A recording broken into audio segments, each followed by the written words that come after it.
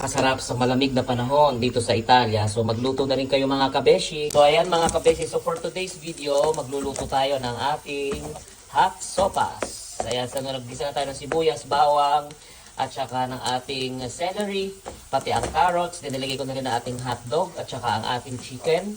Ayan. Next, lagyan na natin ang ating broth o ang ating sabaw ng karne. Ayan.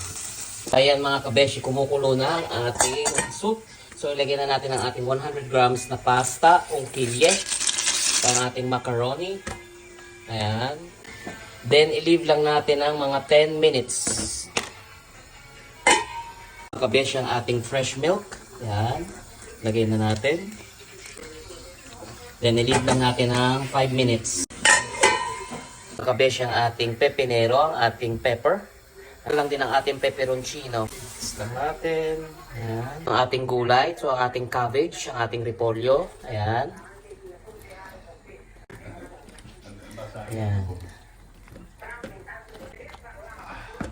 Leave lang natin ang mga 2 minutes.